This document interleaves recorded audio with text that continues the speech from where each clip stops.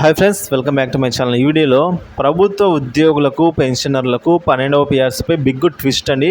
నివేదికపై సంచలనం, కొత్త ఫిట్మెంట్ అమల్లోకి. మరి పూర్తి వివరాలు అయితే వీడియోలో ఉన్నాయి.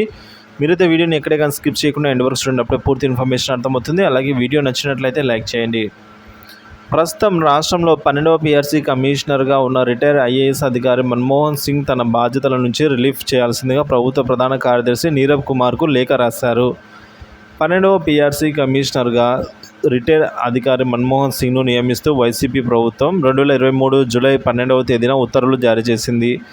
వాస్తవానికి 2023 జూలై 1 నుంచి ఉద్యోగులకు 12వ పిఆర్సీ ప్రయోజనాలు అయితే వర్తింపజేయాలి.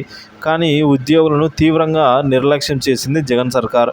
వారికి పిఆర్సీ ఏర్పాట్లో 5 ఏళ్ల జాప్యం చేసింది. కమిషనర్ నియామకం జరిగి దాదాపు ఏడాది కావస్తున్నప్పటికీ ఇప్పటి వరకు కూడా 12వ పిఆర్సీపై కసరత్తు ప్రారంభం కాలేదని మన్మోహన్ సింగ్ సీఎస్కు రాసిన లేఖలో పేర్కొన్నారు. తనకు ఉద్యోగులను కేటాయించకపోవడమే ఇందుకు కారణమని వెల్లడించారు. తన వ్యక్తిగత కారణాల వల్ల కమిషన్ బాధ్యతలను కొనసాగించలేకపోతున్నానని తక్షణమే రిలీఫ్ చేయాలని మన్మోహన్ సింగ్ గారు కోరారండి.